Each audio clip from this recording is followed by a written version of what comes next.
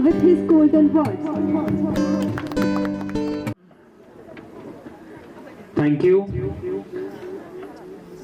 Suraj ji, Tilak Raj Sharma ji, who is the principal of this school, Madam Sunita, Subhash Katot ji, who is retired DPRO, all staff members and parents of children. मैं हिंदी में बोलूं तो ठीक रहेगा कि अंग्रेजी जैसे आप बोलेंगे? पहाड़ी जी बुलाई सकता मगर ये ना सूरज जी गिलाना कि डिसिप्लिन खराब कर देता फिर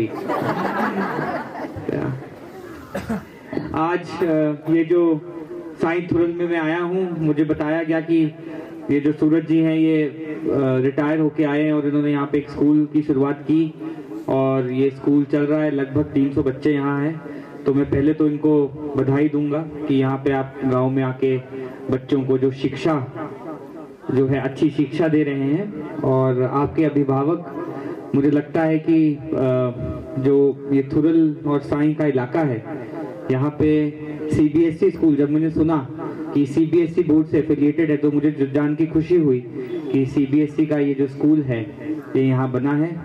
तो आप आज बच्चों की मैं परफॉर्मेंस देख रहा था तो इनका जो कॉन्फिडेंस है तो इससे ही पता चलता है कि ये स्कूल जो है अच्छी शिक्षा दे रहा है। अच्छी शिक्षा के साथ साथ मैं आप सब अभिभावकों को भी और प्रिंसिपल साहब सब टीचर्स को भी एक रिक्वेस्ट करूंगा। आज ये जो भाग दौड़ की जिंदगी है, हम अपने बच्चे को सब कुछ देते हैं, शिक्षा भी देते हैं, उसको स्पोर्ट्स में भी डालते हैं, हम सोचते हैं हमारा बच्चा सबसे ऊंचा रहे। कहीं ना कहीं इस भाग दौड़ की जिंदगी में हम उसको, जिससे हम अंग्रेजी में कहते हैं कंपैशन, करुणामूल होना, वो भुला देते हैं। अब करुणामूल कैसे हो सकता है? जानवरों की तरफ करुणामूल हो। छोटे बच्चे को देखते हैं, कुत्ता है, कुत्ते को पत्थर मार रहा है, तो बच्चे को सिखाना पड़ता है कि बच्चों कुत्ते को पत्थर मारोगे तो उसको भी दर्द होती है। चलते चलते आज बच्चों की प्रवृत्ति होती है, चलते चलते फूल तोड़ते हैं, पत्ते तोड़ते हैं। तो अगर वो छोटी छोटी चीजों के पीछे उसमें कंपैशन, जिसे हम करुणा का भाव कहते हैं, वो रहेगा तो वो करुणा का भाव जो है वो इन सोसाइटी में भी देखेंगे हम। अभी मैं यहाँ बैठा था तो मैं पढ़ रहा था, मैं अभिभावक हैं, बच्चों के लिए नहीं, अभिभावकों के बारे में बोल रहा हूँ। मैं पढ़ रहा था कि जमीन विवाद के पीछे किसी ने किसी पे गोली चला दी, अभी ऊना में 2 लोग मर गए, तो भी न्यूज अपडेट आया। तो मुझे देख के बहुत दुख हो रहा था। कभी कभी मैं सड़क पे चलता हूँ, देखता हूँ गाड़ियां, ट्रैफिक जैम है, लोग लड़ रहे हैं। ये क्यों हो रहा है आज? आप लोग मुझसे बुजुर्ग हैं, मुझसे बड़े हैं, काफी लोग यहाँ जो बैठे हैं, पहले के जमाने में ऐसा क्यों नहीं होता था? क्योंकि जो हमारे चाहे टीचर थे, चाहे हमारे माता पिता थे, उन्होंने हमें एक करुणा का मूल सिखाया कि देखिए आप सबकी तरफ एक अच्छा भाव रखिए। महात्मा गांधी के इस देश से हम हैं। महात्मा गांधी ने तो हमें सिखाया कि कोई इस गाल पर थप्पड़ मारता है तो दूसरा गाल आगे कर लो। अगर आप आजादी के बारे में पढ़ेंगे, हिंदुस्तान की फौज जो ब्रिटिश हुकूमत थी, आधे दुनिया पे ब्रिटिश हुकूमत राज करती थी। जो गांधी जी ने सत्य और अहिंसा की कि आप मेरे साथ जितना बुरा करोगे मैं आपके साथ बुरा नहीं करूंगा, ये जो भाव नॉन वायलेंस का, अहिंसा का उन्होंने दिया, उसी से आज हम लोग जो है एक आजाद देश में जो है सांस ले रहे हैं। तो ये जो हमारे मूलभूत चीजें हैं, मुझे लगता है ये हमें भूलनी नहीं चाहिए। और मैं स्कूल के प्रशासन से भी और आप सब पेरेंट्स से, जहाँ मैं जाता हूँ, मैं सबको यही कहता हूँ कि करुणा का भाव जो है अपने बच्चों में जरूर डालें। अगर आप अपने बच्चों के सामने लोगों पे चिल्लाएंगे, पड़ोसी से लड़ेंगे, आपस में लड़ेंगे, तो उन पे क्या भाव पड़ेगा? वो बड़े होके वो भी ऐसा करेंगे, वो सोचेंगे यार ये तो अच्छी बात है, सब मेरे आसपास चिल्लाते हैं, लड़ते हैं, गाली गलौज करते हैं। तो हमारे ऊपर बहुत बड़ी जिम्मेदारी है कि हम जो है अच्छी सीख, करुणा का भाव हर एक बच्चे में डालें, छोटे बच्चों में डालें, ताकि जो आने वाला हमारा समाज है, आने वाला हमारा प्रदेश है, आने वाला हमारा देश है, ये जो है ये एक खुशहाल प्रदेश, तरक्की हो रही है, तरक्की आगे निरंतर एक प्रोसेस है। आप लोगों ने देखा कहाँ सड़कें नहीं होती थी, बैलगाड़ी में लोग चलते थे, अब सड़कें हैं, बसें हैं। आपके गांव में ही आप देखते थे कईयों के पास स्कूटर होते थे, आज लगभग हर इंसान के पास स्कूटर है, स्कूटर नहीं तो गाड़ी है। तो तरक्की चलती रहेगी, मगर जो हमारी मूलभूत सीख हमारे पूर्वजों ने हमें दी है, मुझे लगता है कि उसे भी आगे ले जाना बेहद जरूरी है।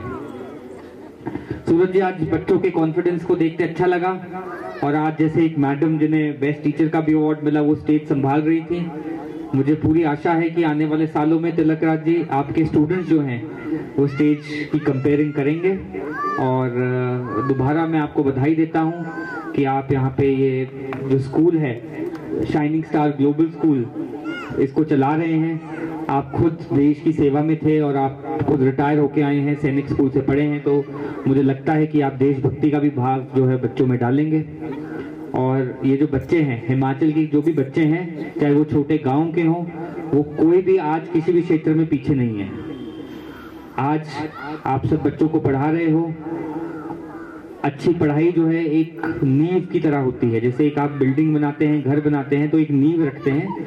ये जो स्कूल है ये एक नींव की तरह काम करेगा। आने वाले समय में इन्हीं बच्चों में से कोई डॉक्टर बनेगा, कोई टीचर बनेगा, कोई इंजीनियर बनेगा, कोई अफसर बनेगा। एक और बात, मैं छोटी स्पीच रखूंगा क्योंकि आज जो लगा था बरखा आई जानी ताने भी चाहिए, क्योंकि बहुत समय हो गया है, 2.5-3 महीने से ये जो सर्दी है ये खुश्क सर्दी है और बारिश होनी चाहिए, तो आज का दिन भी शुभ है। मगर मैं आप सबको यही कहूंगा कि हर बच्चे में कोई ना कोई एक क्वालिटी होती है, और वो जो क्वालिटी है उसको निखारना बहुत जरूरी है। हर बच्चा मैथ्स में क्या पता 100 नंबर ना लेके आए, कोई बच्चा ड्राइंग में अच्छा हो। तो आज की तो दुनिया ऐसी है कि किसी में भी कोई हुनर है, किसी में भी हुनर है, तो वो हुनर जो है उसको अगर आदमी सही से इस्तेमाल करे तो वो जिंदगी में बहुत अच्छा कर सकता है। आप आजकल देखते हैं दीवारों में एक वॉल पेंटिंग होती है, देखिए आपने। मुझे 2 हफ्ते पहले शिमला में एक आदमी मिला, वो दीवार पे पेंटिंग कर रहा था। मैंने पूछा कहाँ से हो, तो उसने बोला मैं रोडू से हूँ। 25-26 साल का लड़का था। तो उसने बताया कि मुझे बचपन से ही ड्राइंग और पेंटिंग का बड़ा शौक था, मगर क्योंकि मैं रोडू में रहता था तो मेरे माता पिता ने बोला कि पेंटिंग से क्या करेगा, पढ़ाई करो, कॉलेज जाओ, सरकारी नौकरी लगो और आप अपना जो है जिंदगी को ऐसे निखारोगे। तो वो बोलता है भैया मैं करते करते कॉलेज भी चला गया, मगर मन नहीं लगता था, पेंटिंग में जो मन लगता था। फिर उससे मैंने पूछा कि आपको ये जो पेंटिंग आप कर रहे हो इसके कितने पैसे मिल रहे हैं? उसने बोला दीवार में चित्र बनाने के लिए मुझे लगभग 25,000 रुपया मिल रहा है और मैं 2 दिन में इसको खत्म कर दूंगा। तो उससे मैंने पूछा आप कितना कमा लेते हो पेंटिंग करके, ये जो आप वॉल आर्ट बना रहे हो? उसने बोला भैया, हंसने लगा, बोला कभी 2.5 लाख, कभी 3 लाख, ये डिपेंड करता है कि कहाँ काम मिल जाए, मगर मेरा बहुत अच्छा गुजारा हो रहा है और अब मेरे माता पिता भी खुश हैं कि अच्छा है कहीं 50-60 हज़ार की नौकरी में लगा होता। तो मैं आपको यही बताना चाहूंगा कि माता पिता जानते हैं कि मेरे बच्चे में क्या गुण है। हर 5 उंगलियां बराबर नहीं है ना? तो इसमें ये नहीं आपने घबराना है कि मेरे बच्चा जो है थोड़े कम, उसको पढ़ना तो बेसिक, 12वीं करना, ग्रेजुएशन करना तो बेसिक पढ़ाई है। आज हम सोचे कि बिना 12वीं के अगर छोटी से छोटी, आज मैं देखता हूँ पीएम की भी जॉब निकल रही है सरकार में या कहीं पे भी, वो भी बोलता है कि ग्रेजुएट होना जरूरी है। आपके जमाने में होता था जो ग्रेजुएट हो जाता था तो बड़ा पढ़ लिख गया, अब तो ग्रेजुएट होना, पिछले जमाने की 4वीं 5वीं करना और अब की ग्रेजुएट करना एक ही बराबर है। मगर आप बच्चों में ये हमेशा देखें कि मेरे बच्चा, ये नहीं होगा वो किसी भी चीज में अच्छा नहीं होगा, कोई ना कोई चीज अच्छी होगी, चाहे वो स्पोर्ट्स में हो सकता है अच्छा, चाहे वो अच्छा हो सकता है गाने में, चाहे वो जैसे मैंने कहा पेंटिंग में, चाहे वो उसका ज्यादा कॉमर्स की तरफ है उसमें अच्छा हो सकता है।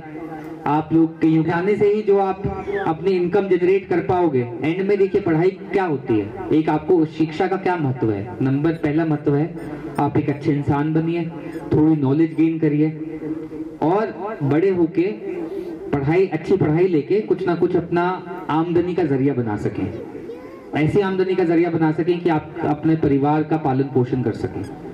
तो ये मुझे होटल मैनेजमेंट का बच्चा चाहिए हो तो एक पोस्ट के लिए 100 बच्चे अप्लाई करते हैं, क्योंकि हिमाचल में हर कोई होटल मैनेजमेंट करना चाहता है, उसको पता है कि पढ़ लिख लूंगा। होटल मैनेजमेंट वाला जो बच्चा है अभी जो पढ़ के आता है उसको मैं कितनी तनख्वाह दे पाता हूँ? 10,000, 12,000, 15,000, वो स्टार्टिंग है। जो सीनियर्स हैं, मेरे वहां स्विमिंग पूल है तो मुझे स्विम कोच चाहिए होता है, जिसने स्विमिंग की कोचिंग करी हो, जो स्विमिंग सिखा सके, बच्चों को तैरना सिखा सके। वो मुझे लोग हरियाणा से लाने पड़ेंगे। और उनकी तनख्वाह कहाँ से शुरू होती है? 30,000, 40,000, 50,000। तो मैं आपको एक उदाहरण के तौर पर बता रहा हूँ। तो ऐसी कोई बात नहीं है, क्यों ना हम हिमाचल में स्विमिंग अकेडमी बच्चों को इनकरेज करें कि नहीं जाओ तुम स्विमिंग सीखो। तो ऐसी छोटी छोटी चीजें हैं। तो मैंने आपको एक उदाहरण दिया, ऐसी बहुत सी चीजें हैं आज के समय में जहां पर हमें लगता है कि नहीं डॉक्टर और इंजीनियर बनेगा तो ही ठीक है, वो भी बन जाए बहुत अच्छी बात है, मगर ऐसी बहुत सी फील्ड हैं जो बिल्कुल अनएक्सप्लोर्ड हैं, जहां पर अपार जो है वो रोजगार के वहां पे अपॉर्चुनिटीज हैं। तो वो मुझे लगता है उस बारे में था कि हमारा छोटा ग्रोइंग स्कूल, और हम चाहते हैं आप आए। आपने मेरे बोलने पे दिन भी चेंज किया, तो आपको सूरज जी बहुत बहुत बधाई, आपकी पूरी मैनेजमेंट को बहुत बहुत बधाई। और मैं आशा रखता हूं कि जो स्कूल है आपका ये बहुत तरक्की करेगा, और साथ में जो बच्चे यहाँ से पढ़ के निकलेंगे वो आने वाले समय में क्षेत्र का नहीं, पूरे प्रदेश का ही नहीं बल्कि पूरे देश का कहीं ना कहीं नाम रोशन करेंगे। बहुत बहुत आप सबका धन्यवाद दोबारा से। जय हिमाचल, जय हिंद।